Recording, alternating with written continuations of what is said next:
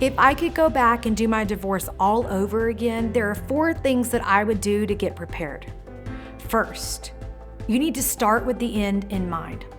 This one is a little bit more nuanced. You may not hear this from a lot of other lawyers. This probably comes from my personal growth work and mindset work, where I now understand that when you start with why, as Simon Sinek tells us, you can connect to that when the going gets tough. It can be your guiding light and your North Star to keep you focused throughout the process.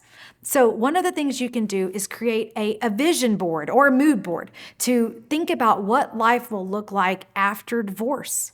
What do you want your life to be like in 3 years in terms of relationships, your job, your money, your kids, new traditions, how you travel? Create something to it that you can even see visually to keep referring back to when things get really tough and you feel like you want to throw in the towel. Let's keep that long-term vision in mind. Once you've done that, we're going to come back down to a little bit more close in time. And we need to be thinking about, what do we want to have the divorce look like during the divorce and immediately after?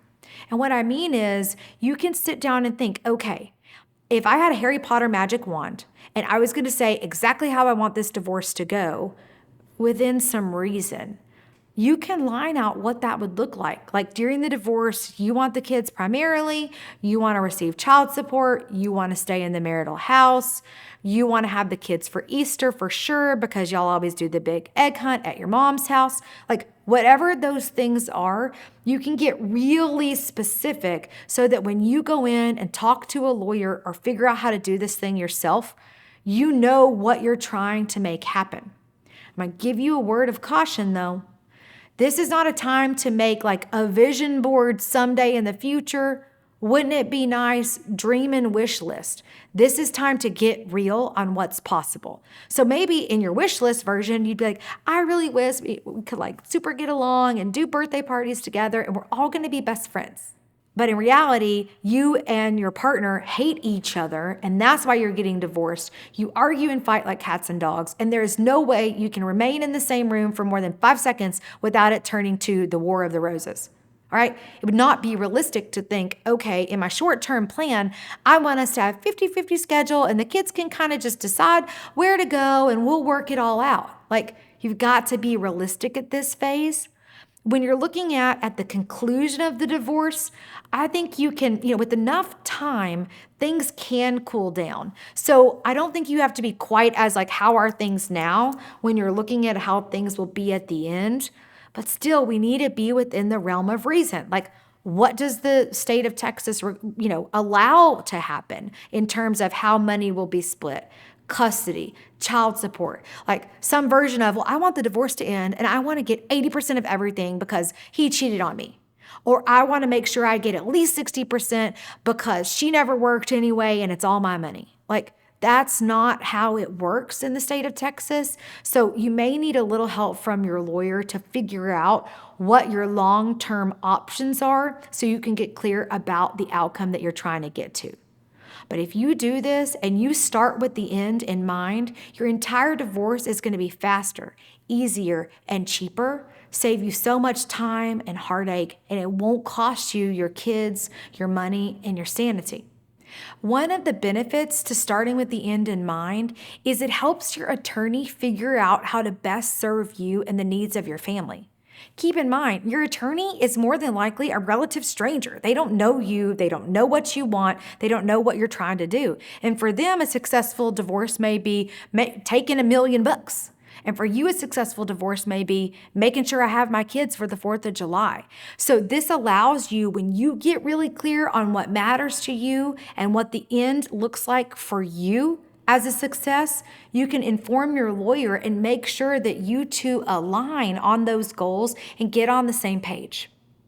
The second thing you can do to get prepared for your divorce so you don't end up losing your kids, your money, and your sanity is craft your all but done plan, or ABD. This is the step that so many people skip. They sort of decide they want to get divorced and then quick rush to file, and they don't slow down to think, okay, how is my life going to actually work during the pendency of this divorce? That's how you can get caught flat-footed with no plan, no money, stuck at HEB at the gas pump, unable to put gas in your car. So what I want you to do is get clear, specific, and detailed about how life is going to work during the divorce. And the first thing is probably going to involve getting some sense of how much money does it take to run your life. A lot of people have no clue whatsoever what it costs to run their daily life. So like, how can you come up with enough money to make sure you can pay your bills if you don't know what your bills are? So like, let's get a budget together first. Then you've got to figure out, okay, this is what life is going to cost when I'm on my own in the divorce. Okay, so then how am I going to come up with the money to do that? And then you've got to figure out, like, how are the kids going to get handled? Like, if your spouse is a work from home parent and they handle after school care, they handle homework. And if all of a sudden you don't have that after school care, you're living someplace else and you don't work from home, like, who's going to get the kids from school on your time? Who's going to do their homework with them? You need to get specific, clear, and detailed and all but done, meaning don't pull the trigger, like, don't go hire that after school nanny yet, but have an idea of who you might. Having this comfort and security that you know who's on first and what you're going to do next will bring so much peace and comfort and save you so much time and money throughout the process. The third thing you're going to do is build your file cabinet. This is the least sexy preparation tip I can give you. It sucks. There's no other way to say it. It is not fun, at least if you're like me. I'm not like a gather my paperwork, have all my little file folders kind of person. I'm more like it's in a stack over there kind of a person.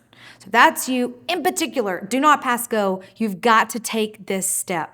I need you to build your file cabinet. And what I mean is you need to gather all of your financial documents, stuff about your kids, all of your paperwork in one secure place so that you have access to it throughout your divorce, because that lawyer is going to come at you quick, needing that paperwork and information. And you're going to have just filed for divorce if you don't do it ahead of time. And you're not like in your best spot in that moment. Like, oh yeah, sure, let me just sit down at the computer and log into every account that ever existed and gather up all that stuff. So you're going to be smart. You're going to save yourself a ton of time, save your sanity, and protect your kids. Because what you're going to do is go ahead and get it done on the front end. Do things like get your kids' school records before you need them. Go ahead and get their medical records. Don't wait until after you filed, because then the whole world will feel like it's kind of like coming out from under your feet. And I don't want you trying to find the login to the Chase Bank account in that moment. And a little bit scarier, I don't mean to terrify you, but like one thing also is if you don't do it before you file for divorce and before they're on to you of what's happening, you may lose the ability to do that. They may remove you off of accounts. They may change the passwords. They may delete you as a card holder.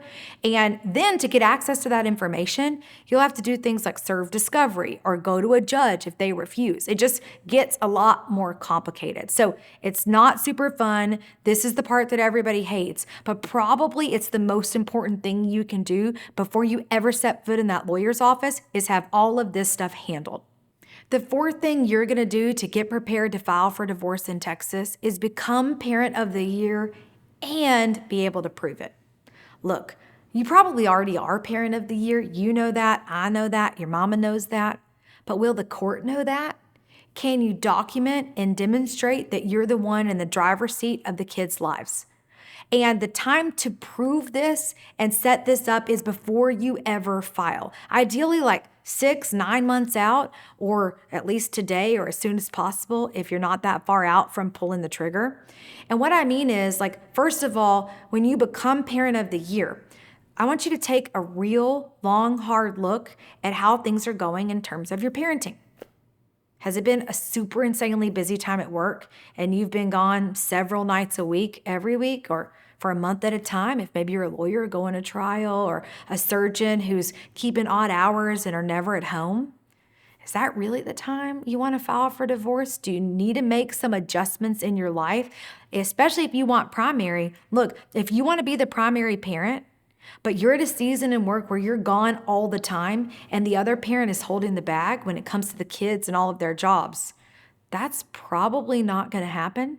And you've got to get realistic and think, I may have to change jobs, change my work schedule, go to my boss, figure out some way that I can be more present to set myself up to be in the primary driver's seat. The other thing you need to do, in addition to cleaning up that part, let's just take a look at your behaviors online and how you spend your free time. Like, are there a bunch of pictures out there all over God's green internet with you partying with your girlfriend or with the guys at a bachelor party? Like, that's not the kind of stuff a court is going to want to see. When it's close of deciding who should be the primary parent. Look, no judgment. I'm not saying that you can't do that as a parent, but we're looking for like Mother Teresa kind of behavior here. So we want to clean up some of that stuff before you ever file, because once you file for divorce, standing orders go into place and you can't just go delete things or remove things anymore without like big court booga trouble. Okay, so we're going to clean up that part of our lives. And then what we're going to do is make sure we can document the reasons why we're the primary parent. So you might do something like start a parenting journal. And in that journal, day one journal, our Family Wizard has one. You can list each day with like who did what, who did bath time, bedtime, document with pictures, document with check-ins and things like that. And that would be extremely valuable evidence for your lawyer in the future to have a better clear of who did what as it concerns the kids. Another thing you might do is make sure you have access to all of the different kinds of records about your kids. Like, go ahead and get copies of their medical records. Take a look. Are you the parent who always takes them? What if they're sick? What if it's a well child? Check. If you're not, you need to change your behavior. What about the daycare logs where you sign in and sign out? Can you get a copy of those? Do you actually take the time to go in and sign, or do you just kind of drop them at the gate and say goodbye? Remember, not only do you have to be the parent of the year or become the parent of the year, you've got to be able to document that that was you so that one day when you're in court, you can demonstrate to everybody what you already know in your heart to be true. And the thing is, with these 4 steps you're going to take to get prepared to file for divorce in Texas, time is of the essence. And I'm not trying to scare you needlessly. I'm really just trying to communicate to you that a lot of these steps you cannot take once your divorce has been filed. There are rules against deleting texts, deleting emails, changing accounts, things like that, after you filed for divorce. So all of these steps, all of this prep, I need you to get it done before you ever filed. And probably if you've made it this far in this video, you need to start right now if you haven't already.